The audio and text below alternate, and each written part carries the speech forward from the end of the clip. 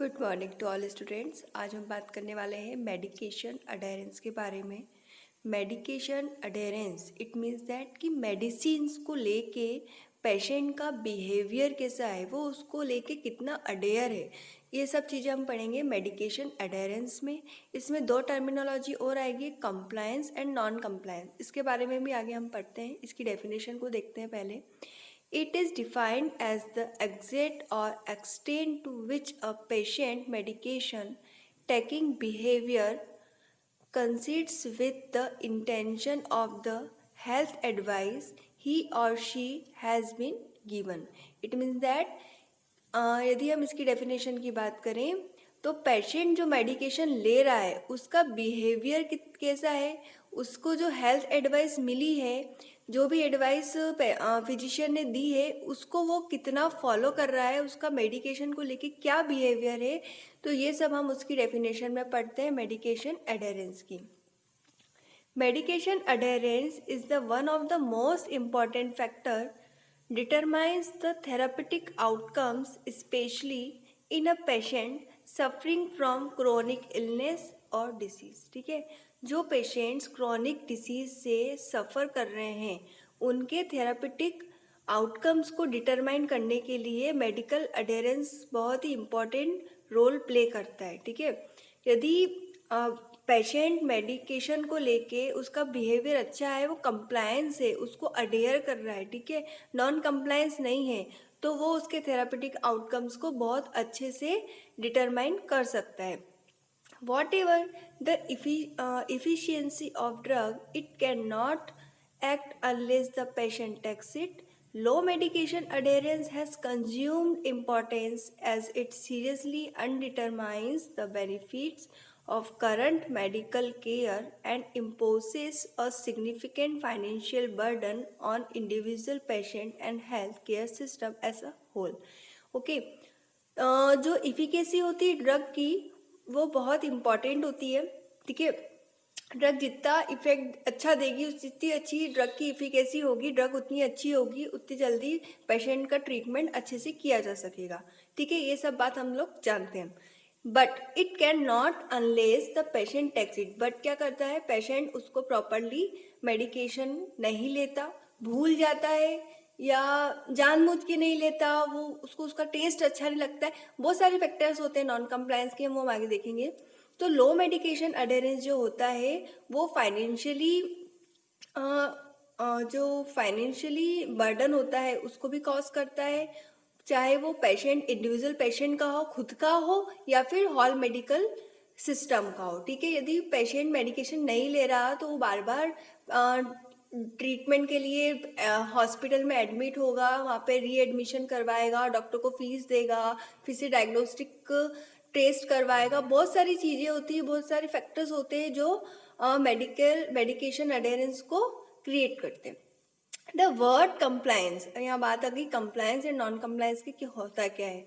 The word compliance can imply an authorization attitude on the part of healthcare professionals and may suggest yielding and submission by the patient। अब non compliance भी देख लेते हैं। Non compliance is failure और refusal to comply with advice and can imply obedience on the part of patients। ठीक है, compliance और non compliance. Compliance means कि जब पेशेंट उस मेडिकल सिस्टम में जाके जो उसको मेडिसिन मिल रही है, जो उसको प्रिकॉशन रखने को बोले हैं, जो भी रूल्स फॉलो करने को बोले हैं, मेडिसिन से रिलेटेड कुछ भी गाइडलाइन फॉलो करने को बोली है, वो प्रॉपरली हर चीज़ को फॉलो करते हुए अपना ट्रीटमेंट करवा रहा है, इट्स कॉल्ड कंप्लायंस। मतलब पेशेंट उस मेडिसिन को लेके कंप्लायंस है, इट्स कॉल्ड मेडिकल कंप्लायंस या मेडिकेशन अडेरेंस। बट इसका विपरीत हम बात करें नॉन कंप्लायंस की, तो मेडिसिन को लेके पेशेंट बिल्कुल भी कंप्लायंस नहीं, उसको कोई फर्क नहीं पड़ता कि फिजिशियन ने क्या उसको डोजेस दिए हैं, क्या कैसे उसे खाना है। यदि उसको बोला है खाने के बाद खाना है तो वो खाने के पहले ही खा लेता है, और कुछ दवाइयाँ उसको खाने के पहले की दी जाती है, वो उसे भूल जाता है और वो खाने के बाद की दवाई के साथ खाने के पहले की दवाई भी खा लेता है। तो जो भी ये फैक्टर्स होते हैं वो सब आते हैं नॉन कंप्लायंस में, मतलब कि पेशेंट उस मेडिसिन्स के जो भी एडवाइस मिली है, उसको जो भी इंस्ट्रक्शन मिले हैं उसको बिल्कुल भी फॉलो नहीं करता, अपने हिसाब से काम करता है, कभी मेडिसिन ले रहा है कभी नहीं ले रहा है। It's called non compliance.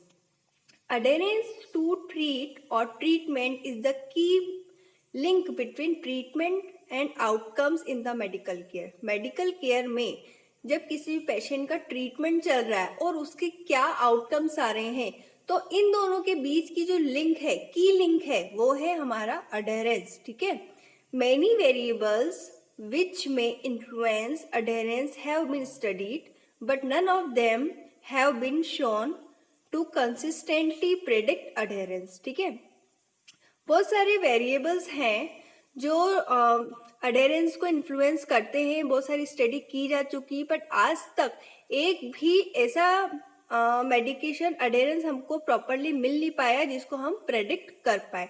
Research into medication adherence has been piecemeal, and as there is no gold standard for measuring adherence, it is difficult to draw conclusions from the study which has been done। ठीक है, बहुत सारी study की जा रही है medication adherence के ऊपर, पर आज तक कोई भी गोल्ड स्टैंडर्ड हमको नहीं मिल पाया है मेडिकेशन अडेरेंस को मेजर करने के लिए।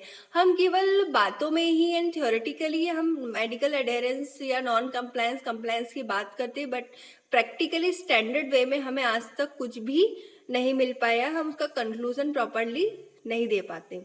Further research is needed in the complex field, especially taking into account the various factors that can be controlled to improve adherence। ठीक है, जो भी रिसर्च हो रही है इसमें बहुत ही कॉम्प्लेक्स, इस फील्ड में बहुत सारी नीड है इसको रिसर्च को करने के लिए, और स्पेशली हम बात करें तो इसके बहुत सारे फैक्टर्स होते हैं जिनको हमको कंट्रोल करना होगा यदि हमको मेडिकेशन अडेरेंस को इम्प्रूव करना है तो।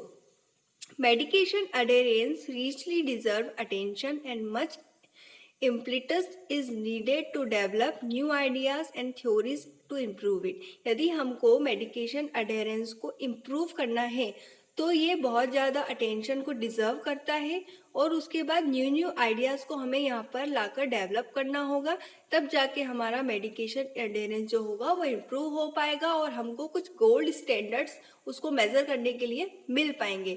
तो this is all about your medication adherence, introduction of medication adherence. Thank you.